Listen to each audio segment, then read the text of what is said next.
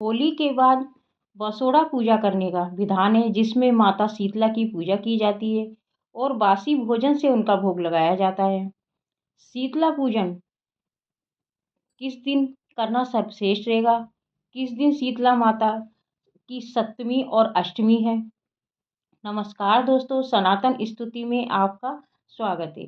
आज जान लेते हैं कि होली के बाद जो शीतला माता की पूजा की जाती है, बसोड़ा पूजन होता है, उसका क्या विधि विधान है, पूजा कैसे करनी है, पूजा की क्या सामग्री होनी चाहिए, किस समय पूजा करना सर्वश्रेष्ठ रहेगा, क्यों शीतला माता का पूजन करना चाहिए, शीतला माता के पूजन करने के लिए दीपक जलाना चाहिए या नहीं, शीतला माता के भोग में क्या बनाएं, बासी भोजन का भोग क्यों लगाते हैं, स्वयं बासी भोजन क्यों खाया जाता है। देखिए, शीतला माता का पूजन सब जगह पर अलग अलग दिन अपनी पारंपरिक परंपरा के अनुसार शीतला माता का पूजन करते हैं। कुछ क्षेत्रों में होली के बाद सोमवार का दिन खाली नहीं छोड़ते हैं और बसोड़ा पूजन करते हैं। कुछ जगहों पर मंगलवार को पूजन किया जाता है। अधिकांश जगहों पर शीतला सप्तमी, शीतला अष्टमी को पूजन किया जाता है। तो शीतला सप्तमी 21 मार्च दिन शुक्रवार को पड़ रही है और शीतला अष्टमी 22 मार्च दिन शनिवार को पड़ रही है। शीतला माता का पूजन बच्चों के स्वास्थ्य के लिए किया जाता है। जब बच्चों के माता निकलती हैं तो शीतला माता का ही पूजन किया जाता है, जिसको चिकन पॉक्स भी कहते हैं। पार्वती माता का ही रूप शीतला माता के रूप में पूजा की जाती है। अब जानते हैं पूजा कैसे करनी चाहिए। जिस दिन शीतला माता का पूजन करें, उस दिन सवेरे जल्दी उठकर नहा धोकर सूर्य उदय से पहले पूजा करना सर्वश्रेष्ठ होगा। यदि किन्हीं कारणों से सूर्य उदय से पहले ना कर पाए तो जितना जल्दी हो सके उतनी जल्दी पूजा करने की कोशिश करें। क्यों शीतला माता का पूजन करना चाहिए? क्योंकि छोटे बच्चों में कई प्रकार के त्वचा रोग, माता निकल आती हैं, दांत खाज, खुजली जैसे रोग हो जाते हैं। साल में एक बार माता की पूजा करके माता से अपने बच्चों के लिए आशीर्वाद प्राप्त करते हैं, जिससे माता प्रसन्न होकर निरोगी होने का आशीर्वाद देती हैं। शीतला माता के पूजन में क्या सामग्री रखनी चाहिए? एक थाली में हल्दी, चावल, दही, कच्चा दूध, हरे मूंग भीगे हुए, गोबर के बड़गुल्ले की माला, जो होली पे बनाते हैं तभी एक माला रोक लेते हैं शीतला माता के पूजन के लिए। लोटा में जल और उसमें गंगा जल मिला लें, बाजरा, कुछ दक्षिणा रख लें और भोग लगाने के लिए बासी भोजन, ये सब सामग्री लेकर शीतला माता के पूजन के लिए जाएं। शीतला माता का पूजन करें तो दीपक जलाएं या नहीं?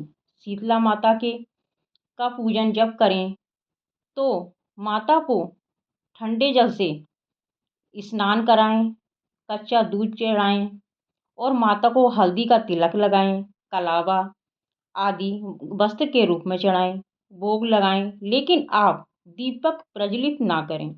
यदि आप दीपक लेकर जाते भी हैं तो बिना जला दीपक रख दें। पूजन में अग्नि का प्रयोग ना करें। शीतला माता को ठंडा दीपक ही रखा जाता है।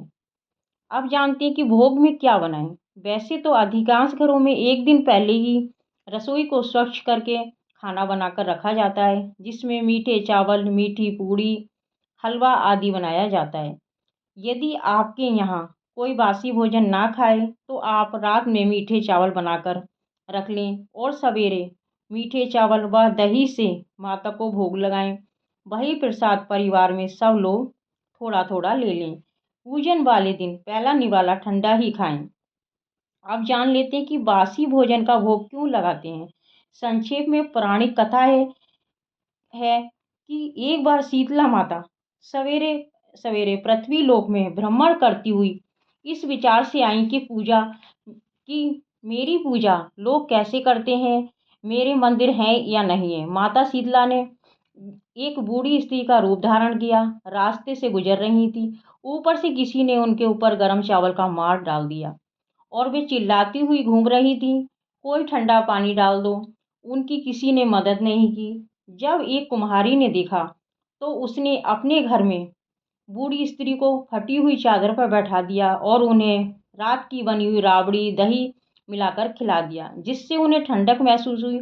और कुम्हार के घर में एक गधा खड़ा था, जिस पे माता उस पर बैठकर अपने रूप में आकर दर्शन दिए।